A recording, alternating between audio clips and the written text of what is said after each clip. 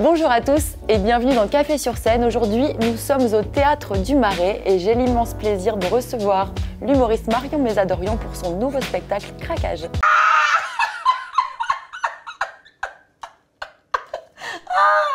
Je vous annonce, je coupe tout. Tu coupes quoi? Je coupe là le groupe WhatsApp de la famille, je le quitte. Hein?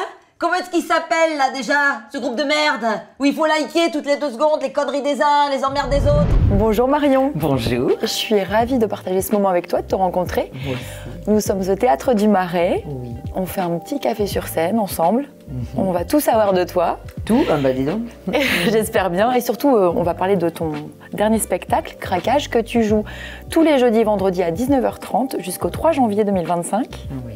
Et tu seras en tournée dans toute la France. Oui, exactement. J'ai tout dit. C'est pas mal, hein? C'est pas mal. Alors Marion, tu es actrice, chroniqueuse, auteure, humoriste. Tu as 37 ans. J'ai 37 ans, oui. Et tu as grandi en Provence. Raconte-moi un peu ta jeunesse parce que tu as des origines arméniennes. Oui, alors effectivement, j'ai grandi dans un petit village qui s'appelle Saint-Cana, juste à côté d'Aix-en-Provence. Oui. Donc ça, je l'évoquais dans mon premier spectacle Pépite. Ça sent la lavande, ça joue à l'OM, voilà. Et puis, ma mère est d'origine sicilienne, mon père est d'origine arménienne, donc Ça fait un beau mélange. Ce mélange méridional, voilà, très méditerranéen. Alors d'ailleurs, tu parles de tes origines arméniennes avec tendresse dans ton spectacle. C'était plutôt émouvant. Donc c'était quoi, un mélange de provençal et d'Arménie chez toi quand on est jeune à table? Oui, c'est un mélange d'énergie. Hein, voilà, ça vient dans tous les sens. Oui, c'est ça. Ça parle avec les mains, ça gueule. Ça c'est l'italien. C'est ça. Ça dit ce qu'on pense, mais pas tant. C'est sous couvert de grands volumes sonores, soi-disant on dit ce qu'on pense. Pas tant. Je ne crois pas, je l'analyse aujourd'hui. Donc non mais c'était oui, c'était joyeux, on vit un peu en tribu quoi. Ma mère elle a 7 frères et sœurs, mon père aussi de son côté il a 2 sœurs donc Et vous êtes combien? Moi j'ai un frère et après il y a une famille recomposée, j'ai encore 4 sœurs. Ah bah c'est bien, ça fait une grande famille. On est 6 donc on prolonge l'énergie. Et quand tu étais petite, t'étais déjà un clown? Alors, un clown, oui, apparemment, je faisais bien rire les gens, oui. J'étais pas une leaduse du tout, mais j'aimais bien faire rire caché dans le groupe. Voilà, j'aimais pas les gens exclus, moi. Ça me plaisait pas. Et est-ce que très jeune, tu voulais déjà faire de la scène? Tu savais déjà ce que tu voulais faire ou... J'ai vu à l'âge de 10 ans les spectacles d'Elikaku très jeune, et à 10 ans, j'ai découvert la VHS de Gad Elmaleh, son premier spectacle où lui, il avait 25 ans. Il jouait énormément de personnages, c'est un vrai seul en scène. Et là, la VHS comme Elikaku, je l'ai beaucoup vu et je crois que je l'ai intégré comme un stage de formation. J'ai ingéré tout ça. Comme un déclic. Ouais, je crois que ça se formule pas comme ça, c'est avec les années, quand d'un coup il faut choisir notre orientation au lycée, je me suis dit cours de théâtre tout de suite. Ah ouais. Ouais. Alors d'ailleurs tu montes assez jeune à Paris, hein, ça n'a pas été trop dur de quitter ta Provence natale? Oui et non, c'est-à-dire que je savais que j'avais un pied à terre, je revenais à chaque vacances scolaires, j'avais 18 ans, mais je savais pourquoi j'étais à Paris, c'était un vrai rêve, ça m'a plu tout de suite de me former en tant qu'actrice et de rencontrer aussi d'autres comédiens qui partagent la même passion, c'était vraiment génial. Et tes parents étaient d'accord avec ça ou ils voulaient que tu fasses des études? Ils m'ont laissé faire, mais c'est un peu arrivé comme ça, donc ils n'ont pas compris. Ils ont dit d'accord, théâtre, pourquoi pas? Non, ça nous arrange pas, mais d'accord. Et puis j'ai eu des parents qui m'ont soutenu là-dessus. J'ai eu beaucoup de chance, oui. Donc 18 ans, cours Florent? Oui, c'est ça. Quand on tape sur Google en 2004 cours de théâtre, déjà l'ordinateur il met une demi-heure à s'allumer en 2004, hein, donc voilà, je replace dans le contexte. Et puis on tombe sur le cours Florent, donc on y va, on fait des cours. Puis après je suis allée dans un autre cours, j'ai rencontré encore d'autres personnes, c'était vraiment ce genre d'expérience qui m'a formée quoi. Enfin, t'as quand même passé un master? Oui, en parallèle, en financement de la culture. Ouais. Femme de chiffres, rien à voir, c'est moins drôle ça. C'est moins drôle, mais ça fait rencontrer encore d'autres pépites, donc moi ça me va, j'adore rencontrer des gens, et puis j'étais bonne élève au lycée, donc j'avais envie de continuer. j'avais envie de me former. Et puis j'avais cette sensation que, enfin moi j'avais envie d'avoir un diplôme pour me dire oh si jamais je rencontre des gens qui sont diplômés, j'ai pas envie moi de me sentir un peu moins. Ah oui, t'avais l'impression de... J'avais cette sensation qui m'était un peu imposée dans ce qu'on nous expliquait au lycée. Je trouvais ça dommage d'ailleurs. On commence à le dire aujourd'hui, attention, les bacs pro et le reste ne sont pas des métiers moindres, inutiles ou mauvais. C'est des compétences différentes. C'est pas parce qu'on n'est pas mauvais en maths qu'on est des mauvaises personnes et qu'on va faire des métiers nuls, bêtes et inutiles. Pas du tout. Mais moi, à l'époque, il y a 20 ans, on nous disait quand même ça au lycée. Donc je me disais, ok, je vais avoir un diplôme pour quand même être quelqu'un. Donc tu voulais faire comme tout le monde, voilà. Oui, voilà. C'est ça, faire comme tout le monde. Bon, ça m'a appris des choses en parallèle, tant mieux. Hein, mais je savais d'avance que je voulais être comédienne. Alors c'est pas parce qu'on fait les cours Florent, quand on sort des cours Florent, forcément on n'est pas tout de suite connu et reconnu. On non, pas forcément sa vie de suite. Donc j'imagine que tu as enchaîné des petits boulots. Oui, c'est ça. Genre j'ai fait du babysitting. J'ai été hôtesse d'accueil dans des salons, il m'est arrivé plein de choses, voilà. Et puis, qu'est-ce que j'ai fait? J'étais vendeuse, j'ai vendu des pulls, des vêtements, des fruits et légumes avec mon père. Voilà, non, j'ai fait plein de trucs. Mais t'es restée à Paris à chaque fois? À Paris, les fruits et légumes, je faisais les marchés quand je descendais dans le sud avec mon père pendant l'été. Et puis après, les années passant, je commençais à être employée sur Paris, donc j'ai laissé la place à mes petites sœurs sur les marchés. Et puis voilà, après, j'ai vécu ma vie en tant qu'actrice. Alors, à quel moment tout bascule pour toi? Qu'est-ce qui s'est passé? Je me rappelle que j'étais vendeuse dans une chaîne de prêt-à-porter. Et puis, je n'osais pas dire que j'étais comédienne. Je venais de finir les cours depuis 2 ans. Et en fait, c'est vrai que j'étais dans un job alimentaire. Je n'utilisais même pas mon diplôme, mon bac plus 5. Mais oui, parce que tu aurais pu. Je me disais, non, parce que sinon, je vais avoir un engagement et j'ai envie d'être comédienne. Donc, je peux pas m'engager sur un CDI avec ce diplôme-là. Donc, je vais faire un job alimentaire, puis je vais passer des castings. Bon, de casting, pas du tout, j'en ai jamais passé. Et en fait, je me suis dit, mais tu n'as pas réalisé ton rêve. T'es venue pour ça sur Paris. Et donc, ça a été un déclic aussi que j'ai eu une discussion avec un de mes meilleurs amis qui m'a dit, mais t'étais pas venue pour ça. Et donc, j'ai commencé à écrire, je m'y suis mise. Et après, ça a été un enchaînement de choses, de réaliser qu'en fait, on n'était pas venu pour ça. On n'avait pas quitté sa famille pour juste faire ce petit job-là. Donc, en gros, cet ami t'a donné Oui, il est toujours là d'ailleurs. C'est lui qui a réalisé le teaser du spectacle. D'accord. La troupe à Valoche. Voilà, la troupe à Valoche. Eh ben ça dégage. J'en ai plus rien à foutre. Toi là, les photos de ton fils depuis la naissance, en bleu, en rouge, en vert, hein, il mange, il chie, on s'en fout, putain. Mais qu'est-ce qu'on s'en fout? Je t'aime, hein, mais qu'est-ce qu'on s'en fout? Tout le monde s'en fout. Ça, personne te le dira. Bah non, évidemment, Noël. Mais vous le faites où vous voulez cette année, je m'en carre le fion. Oh, Marion! Ça rime. Marion Fion, c'est super, tu vois? Hein? Et puis comptez pas sur moi pour cuisiner, hein? Parce que l'année dernière, j'ai pas eu un merci. Alors cette année, vous boufferez du Picard. Comme chez Valentine, hein, où tout le monde dit que c'est dégueulasse. Alors ta première scène qui t'a marqué, vraiment la première scène? Ma première scène qui m'a marquée, on peut dire la première fois que j'ai joué un extrait du spectacle, il y a 8 ans, même presque 9 ans, en 2015, j'ai joué un extrait de 6 minutes dans un plateau de théâtre, un comedy club. Et je me rappelle que j'avais l'impression de me jeter dans le vide. Peur? Et c'était hyper émouvant parce que la personne qui présentait le plateau, elle a dit voilà, en fait la personne que vous venez d'entendre et d'applaudir aussi fort, c'est la première fois qu'elle passait sur scène. Et les gens encore plus applaudissent. C'était vraiment très beau ce moment. Je pense qu'il y a une T'en gardes un bon souvenir. Ah ouais, vraiment, vraiment. Et les félicitations des gens après en disant on pensait pas que c'est votre première fois, c'était super et tout. C'est très encourageant. Oui, ça t'a motivé, j'imagine. Ouais. Mais ça marque. Ah ouais, je suis pas là pour rien, quoi. Les gens le voient. Et t'as le trac avant de monter sur scène encore? Moins. Avant, sur les premières années, j'avais l'impression qu'il fallait que je fasse rire. Sinon, je n'avais pas de valeur. Sinon, j'avais pas de place ici. Aujourd'hui, c'est plus du tout ça. Aujourd'hui, le rire n'est plus un objectif. C'est de faire une vraie performance maintenant.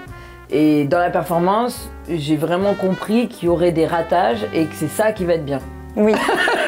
Et donc, du coup, il y a presque plus de stress. Parce que je me dis, on va transformer, on va créer chaque jour comme un artisan avec une ligne de conduite qui bouge pas. Je ne fais pas d'impro, je fais vraiment ce qui est prévu.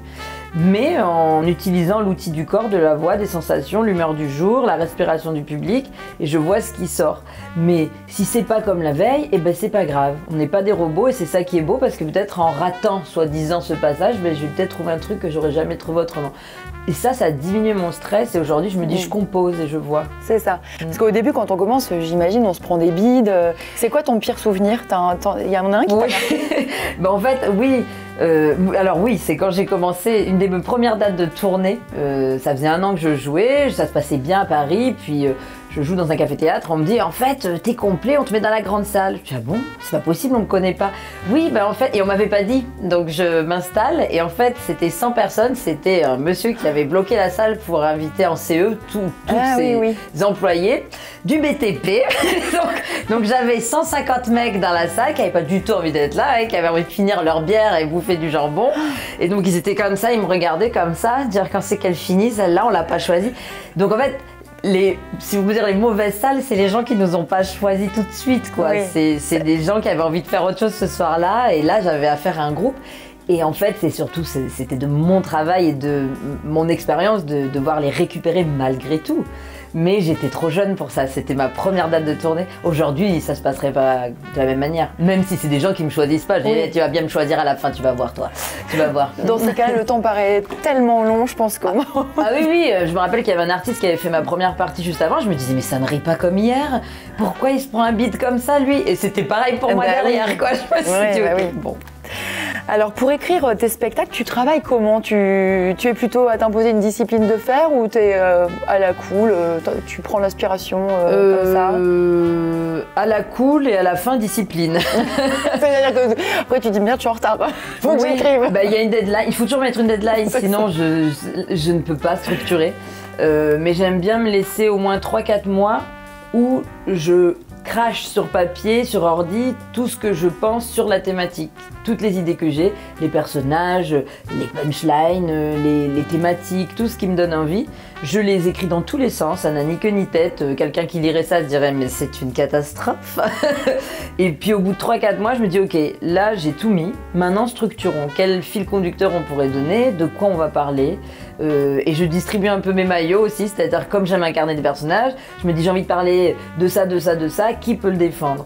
Est-ce que c'est une grand-mère? Est-ce que c'est un petit garçon? Est-ce que c'est une jeune fille de 30 ans? Est-ce que voilà. Et donc je me dis qui peut mieux faire passer le message dans cette équipe-là. Alors ton premier seul en scène s'appelait Pépite. Tu as incarné, comme tu le dis, des personnages drôles et touchants qui ont croisé ta route à chaque fois ou... Oui. Dans Pépite, oui. Et puis dans Craquage... C'est pareil.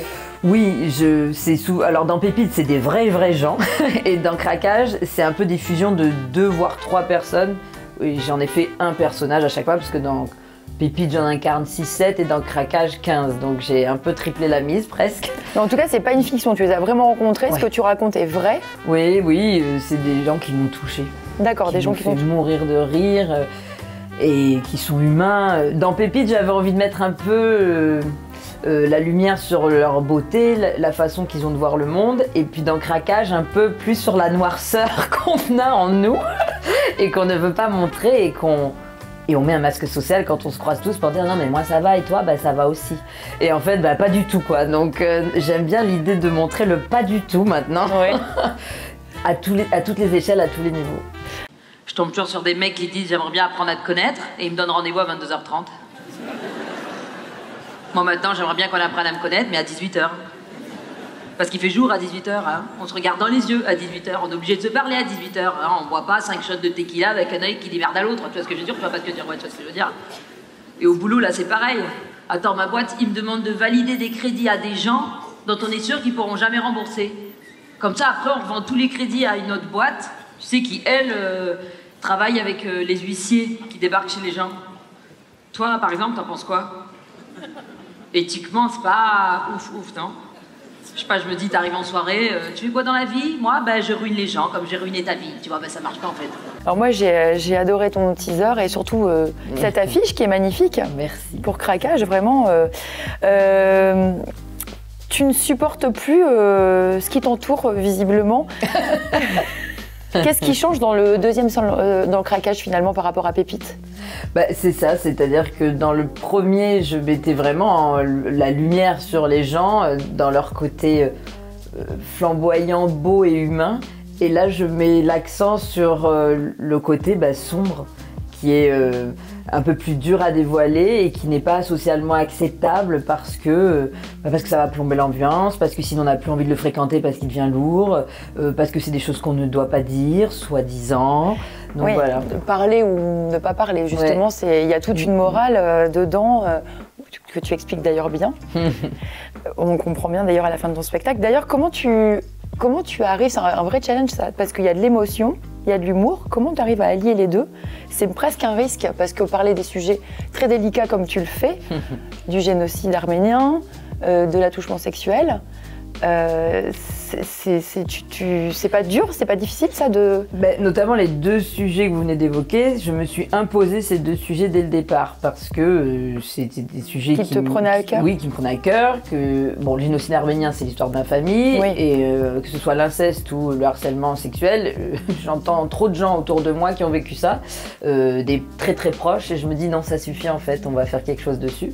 Et c'est pas la mode d'écrire là-dessus, hein, ce n'est pas une question de mode, c'est une question qu'il faut en parler. Donc ça fait partie des craquages, des choses à dire. Je me suis imposé des thèmes et je me suis dit qui va pouvoir les défendre. Et je vais devoir avoir le challenge de faire rire avec. Pas pour assommer une fois de plus la victime, ou bien au contraire, pour la mettre en lumière, lui donner de la force et faire comprendre aussi pourquoi on n'arrive pas à dire les choses avant. Donc ça me semblait important. Après, l'outil du rire, c'est un peu de l'orfèvre mot après mot pour voir comment on peut y arriver. Mais ton talent, c'est de mêler l'humour et l'émotion, parce oui, que là, vraiment, tu y arrives bien. C'est pas évident d'ailleurs. Dans tous les personnages que tu incarnes, lequel tu préfères et pourquoi? J'aime beaucoup Chantal.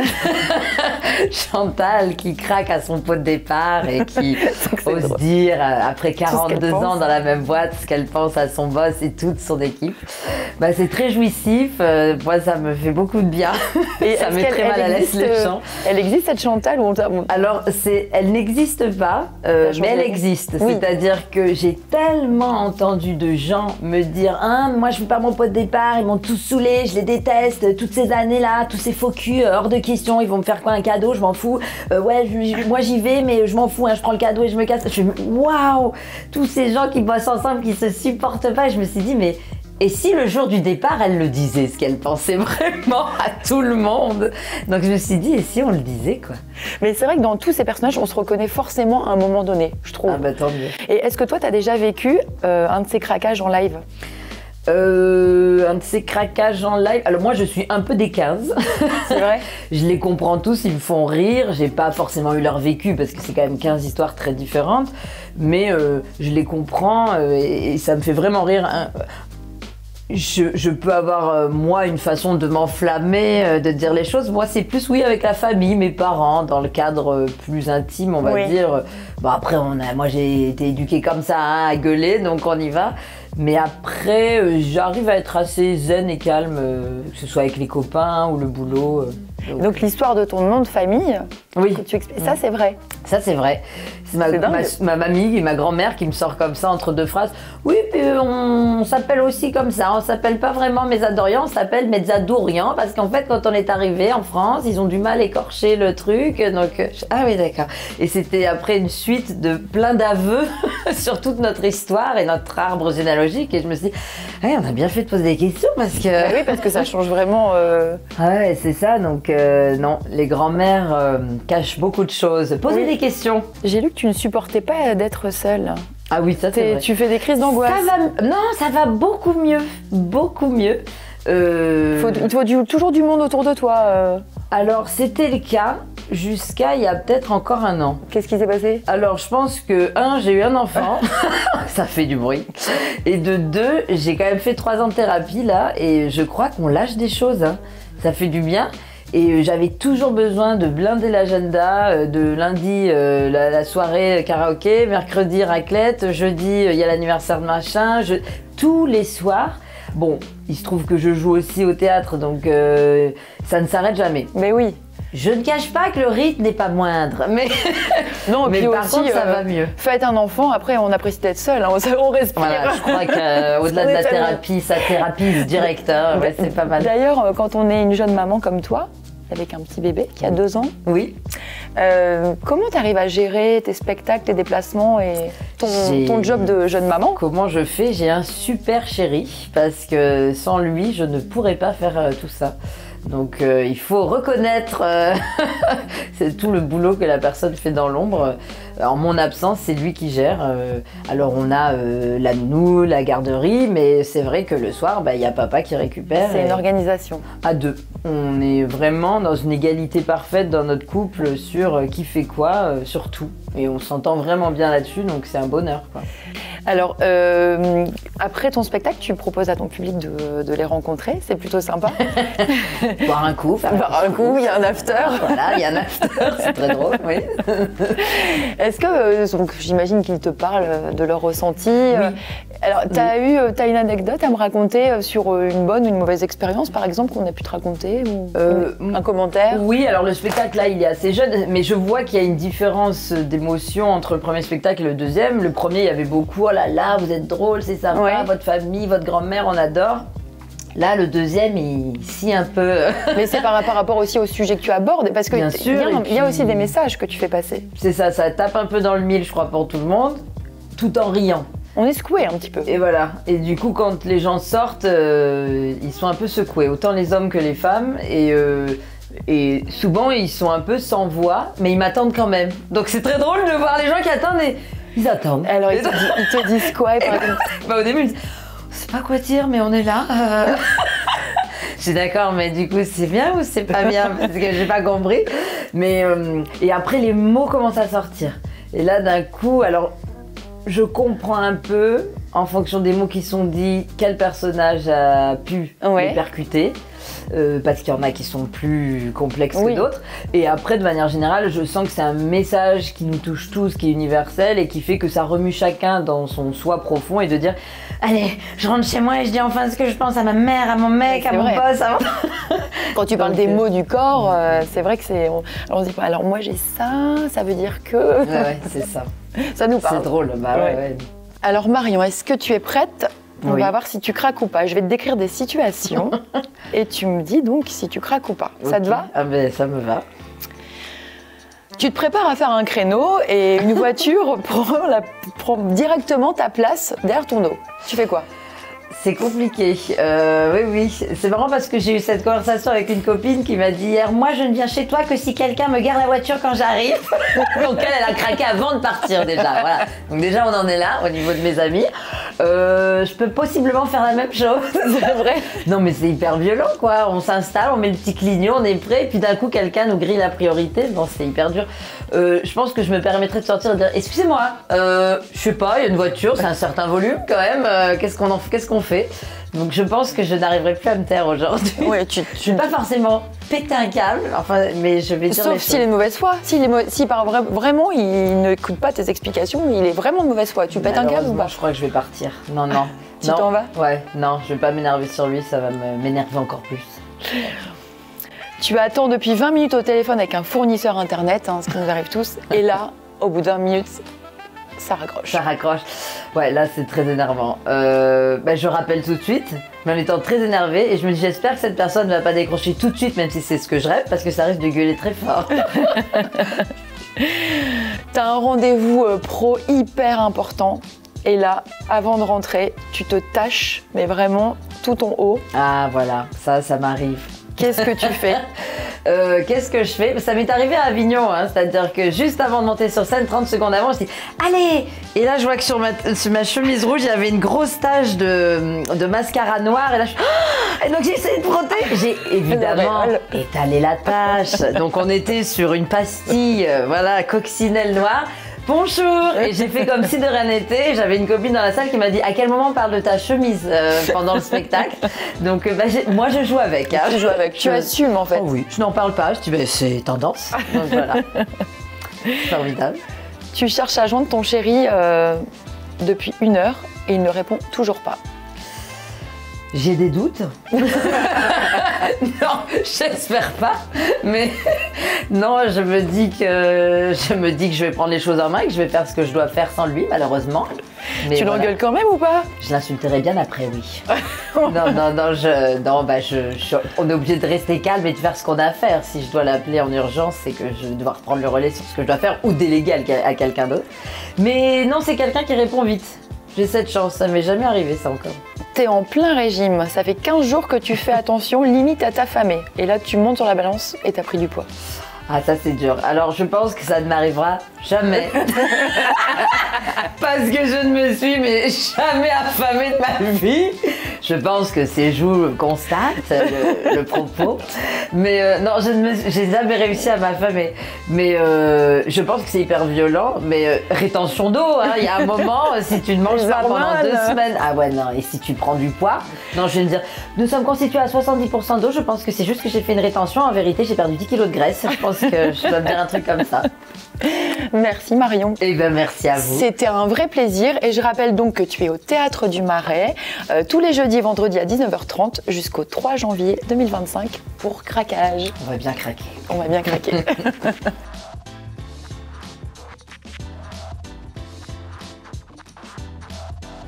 fais pas chier cette année. Hein? Et toi alors Valentine, génial. Hein? Il est où Valentin? Hein? Avec ses vidéos complotistes à 2 balles à nous faire chier aussi toute l'année, putain.